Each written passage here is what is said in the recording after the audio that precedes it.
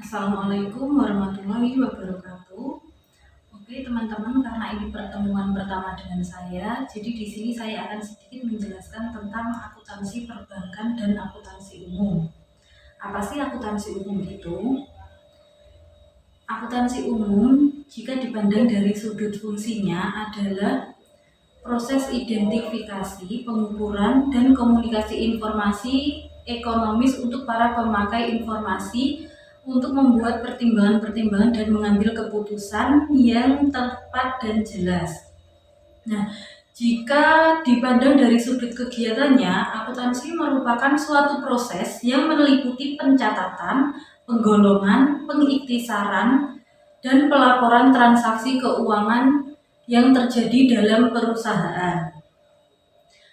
Dari kedua pengertian di atas dapat dijabarkan sebagai berikut. Yang pertama, objek atau sasaran akuntansi umum adalah transaksi perusahaan yang bersifat finansial atau akibatnya dapat diukur dengan uang. Yang kedua, produk atau hasil dari proses akuntansi umum adalah informasi ekonomis berupa ikhtisar transaksi keuangan perusahaan yang disusun dalam bentuk laporan keuangan. Yang ketiga, laporan keuangan sebagai produk akhir dari proses akuntansi oleh pihak-pihak yang berkepentingan dianalisis serta ditafsirkan pengaruhnya terhadap kegiatan perusahaan di masa yang akan datang. Yang keempat, hasil analisis laporan keuangan ini digunakan oleh pihak intern maupun pihak ekstern perusahaan sebagai bahan pembuatan pertimbangan dalam mengambil keputusan. Nah, berdasarkan keterangan di atas, proses akuntansi ini dituntut dapat menghasilkan informasi atau data keuangan yang akurat dan dapat dipercaya. Sebab jika tidak demikian, informasi tersebut mengakibatkan keputusan manajemen atau pihak-pihak yang lain itu keliru dan dia tidak mau menginvestasikan dananya kepada perusahaan kita lagi. Yang kedua, tujuan akuntansi umum. Tujuan akuntansi umum pada dasarnya adalah menyediakan informasi ekonomis dalam bentuk laporan keuangan untuk dikomunikasikan kepada pihak-pihak yang memerlukan informasi tersebut. Pihak yang memerlukan informasi tersebut itu tadi adalah pihak ekstern seperti investor, pemasok, terus kreditur, instansi pemerintah dan masyarakat lain pada umumnya. Oke. Ini masuk di laporan keuangan, biasanya disajikan dalam bentuk apa saja? Seperti biasa, yang pertama, laporan disajikan dalam bentuk neraca atau laporan posisi keuangan perusahaan. Neraca ini memuat daftar mengenai susunan aktiva, kewajiban, dan modal perusahaan pada suatu periode tertentu. Yang kedua, laporan laba rugi. Laporan laba rugi ini memuat pendapatan dan beban-beban untuk satu periode tertentu. Laporan laba rugi ini dilengkapi dengan laporan perubahan modal atau laporan laba yang ditahan. Yang ketiga, laporan perubahan posisi keuangan atau biasa kita sebut dengan laporan arus kas.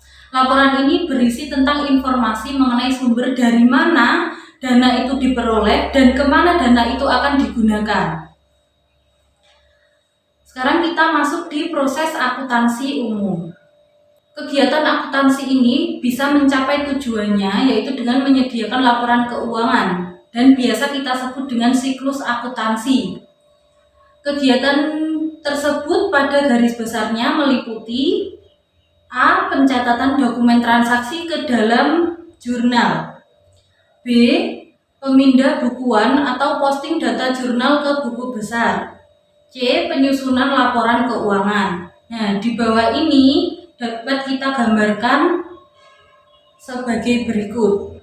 Pertama ini ada transaksi. Transaksi ini nanti kan pasti ada dokumen transaksinya. Nah, yang disebut dokumen transaksi itu sendiri adalah kwitansi itu tadi. Nota, bukti pembelian, bukti penjualan. Nah, itu tadi yang disebut dengan dokumen transaksi. Dari dokumen transaksi ini nanti kita masukkan ke dalam jurnal.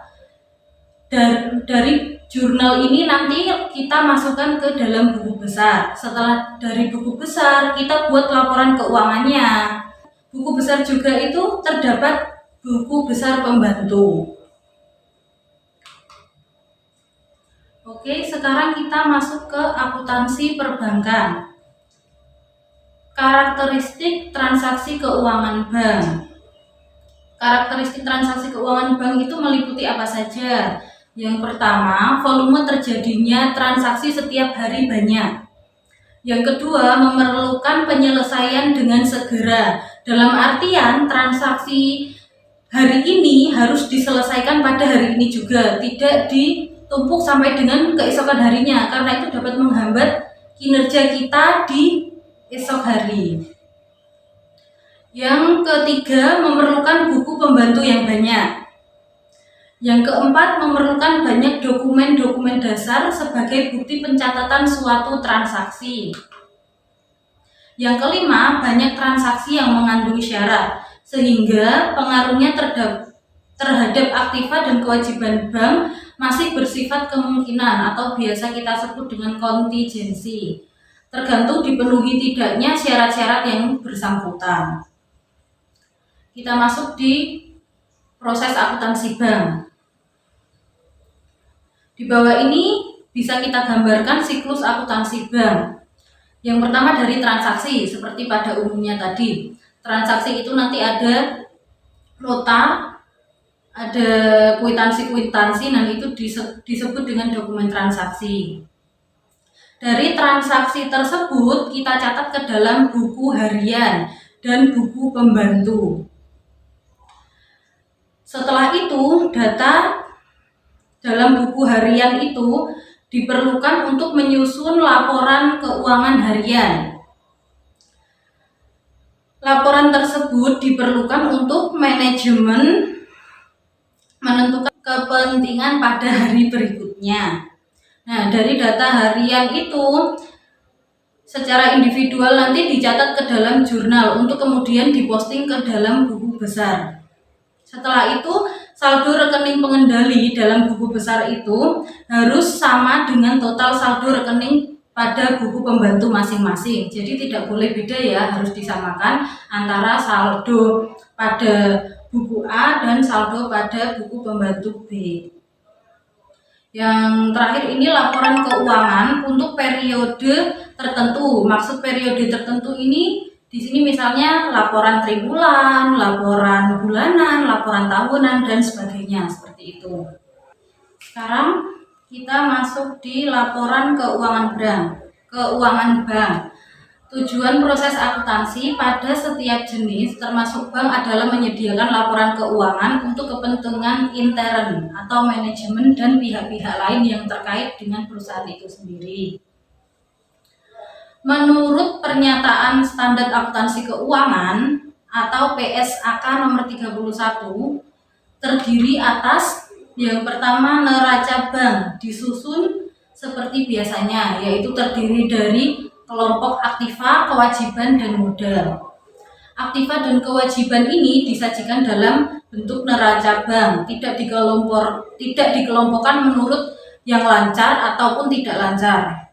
Walaupun demikian, sedapat mungkin tetap disusun menurut tingkat likuiditas dan tanggal jatuh temponya. Yang kedua, laporan komitmen dan kontingensi adalah laporan mengenai posisi rekening administratif untuk mengetahui apakah tagihan yang sifatnya administratif atau realisasinya belum terjadi itu lebih besar daripada kewajiban yang sifatnya administratif atau pada posisi sebaliknya.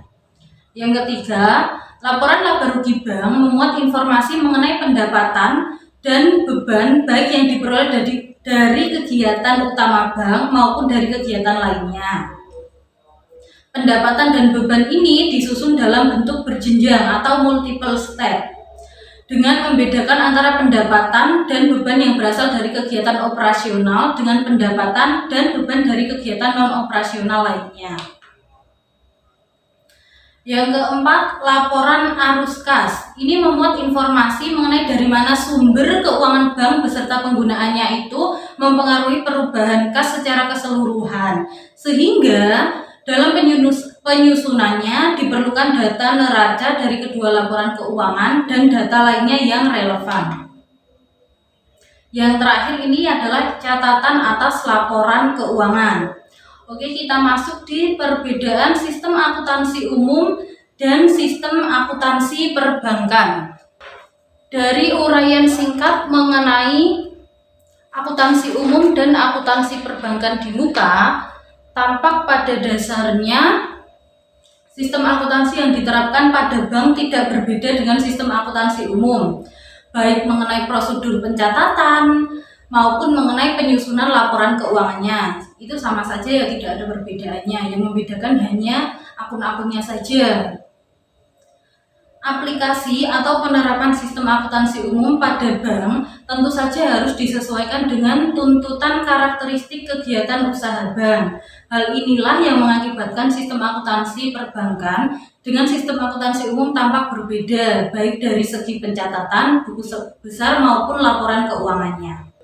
Laporan pencatatan transaksi bank itu ada dua, yaitu yang pertama pencatatan transaksi bentuk double entry. Nah, double entry di sini itu adalah bentuk pencatatan yang biasa digunakan dalam sistem akuntansi pokok secara umum. Pencatatan double entry diterapkan pada transaksi bank yang mengakibatkan perusahaan aktiva dan kewajiban bank atau pencatatan transaksi ke dalam rekening efektif. Yang kedua, pencatatan transaksi bentuk single entry. Bentuk pencatatan ini diterapkan pada transaksi bank yang belum efektif mengakibatkan perubahan terhadap aktiva atau kewajiban bank atau pencatatan transaksi ke dalam rekening administratif. Nah, dengan adanya dua bentuk pencatatan transaksi tersebut, dalam buku besar bank terdapat rekening efektif dan rekening administratif, seperti pada sistem akuntansi umum yang diterapkan pada jenis perusahaan lainnya. Dari data rekening efektif itu terdiri dari aktiva, kewajiban, modal, pendapatan, dan beban. Pada akhir periode disusun laporan keuangan bank. Dari data rekening administratif pada akhir periode itu disusun laporan komitmen dan laporan kontingensi.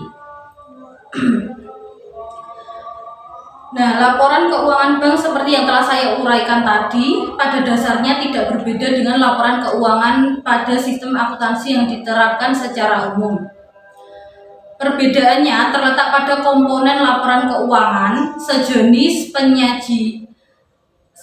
teknis penyajian dan pengakuan pendapatan dari aktiva produktif non-performing. Perbedaan tersebut bisa timbul dikarenakan kekhususan bank. Untuk itu, laporan keuangan bank untuk pos-pos yang sifatnya umum harus disusun mengacu pada standar akuntansi keuangan atau biasa kita sebut dengan SAK. Sementara untuk pos-pos yang bersifat khusus itu harus disusun mengacu pada penyesuaian standar akuntansi keuangan dan biasa kita sebut PSAK. Jadi bedanya itu di standar akuntansi keuangan dan penyusunan standar akuntansi keuangannya. Oke teman-teman, untuk pertemuan hari ini saya akhiri sampai di sini. Semoga materi hari ini bisa bermanfaat bagi kalian semua. Saya akhiri, wassalamualaikum warahmatullahi wabarakatuh.